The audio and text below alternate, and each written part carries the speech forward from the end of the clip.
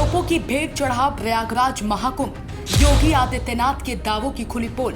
शंकराचार्यों ने आज स्नान करने से किया बहिष्कार। महाकुंभ में भगदड़ से 14 लोगों की गई जान। लापरवाह पुलिस अधिकारियों की मुस्तैदी की पोल खुली।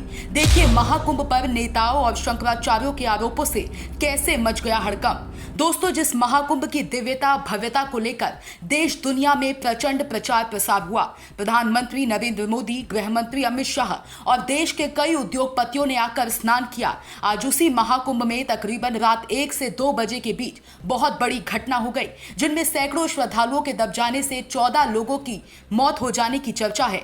पर शासन प्रशासन की ओर से एक भी मौत हो जाने का आंकड़ा पेश न कर हकीकत को दबा रही है। 20 आदमी गिर गया, उसके ऊपर उसका डायबिटीज है, डायबिटीज नील हो गया, हाई प्रेशर भी है। कितना बजे 3 घंटे बाद में पुलिस आया, मेघालय से आया। हम रुका तो बाकी परिवार कहाँ गया? कौन रुके? कितने लोग तब गए थे? ओ उधर में तो बहु आदमी, अच्छा, बहु आदमी 100 का ऊपर ऐसे ही हो गया, हॉस्पिटल में चला गया। सो रहे थे यहाँ पर, जो है बहुत से लोग यहाँ पे नहाने के लिए रुके थे, महिलाएं बच्चे थी, और अचानक से जो है एक मॉब आया, भगदड़ मची और भगदड़ में लोग एक दूसरे पे चढ़ते हुए कूदते रौंदते चले गए। और यहाँ पर जो भी पुलिस फोर्स थी वो सब हट गए, मतलब सबको उनके हाल पे छोड़ दिया गया।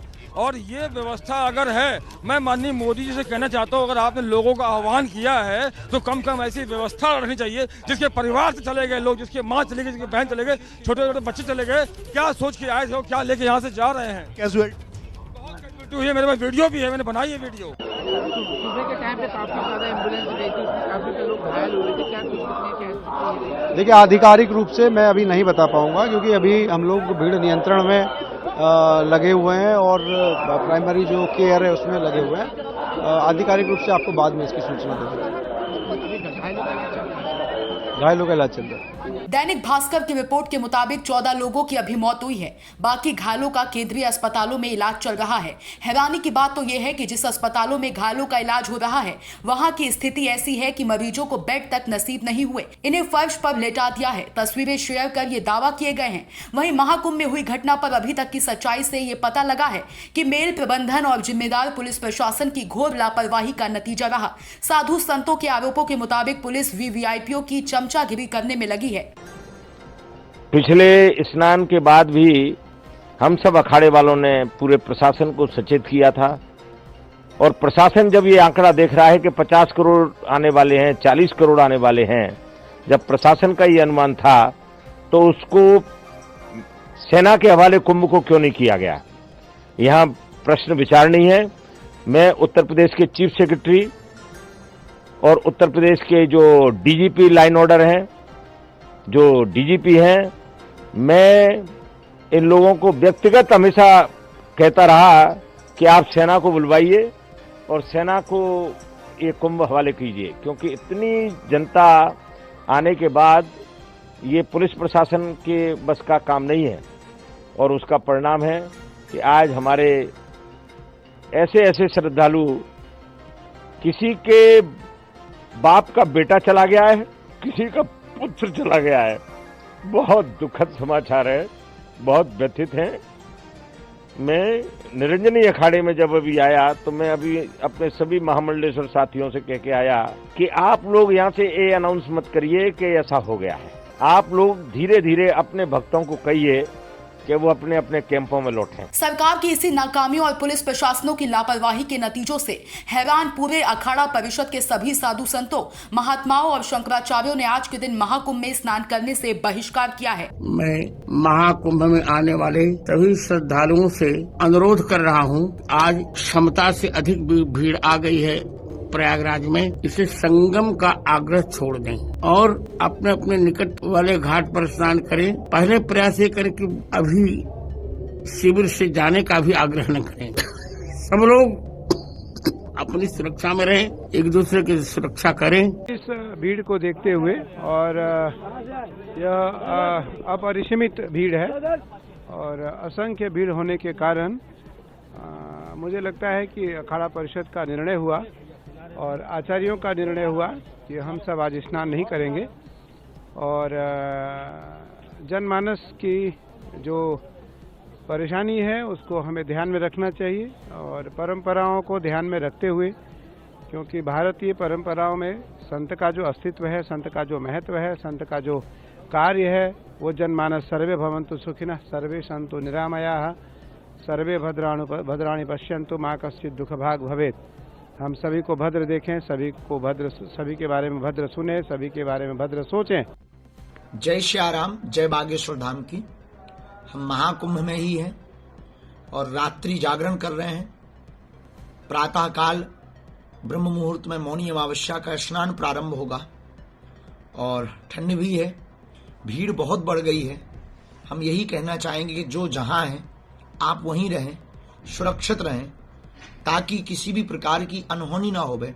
भगदड़ जैसी स्थितियां बन रही हैं और अभी सब कुछ साकुशल है, लेकिन कृपा करके जो जहां हैं आने की सोच रहे हैं वो अभी वहीं रहें, ताकि सुरक्षित रहें, संरक्षित रहें और अपना संगम का मौनी अमावस्या का स्नान अपने आसपास के सरोवर से करें। अब इन्हीं साधु संतों और शंकराचार्यों के बहिष्कार को देखते हुए योगी आदित्यनाथ की सरकार के खिलाफ जानकर विपक्ष हमलावर हो गया है। सपा सुप्रीमो अखिलेश यादव कांग्रेस पार्टी और चंद्रशेखर आजाद भाजपा की मोदी और योगी सरकार पर जमकर हमला बोला।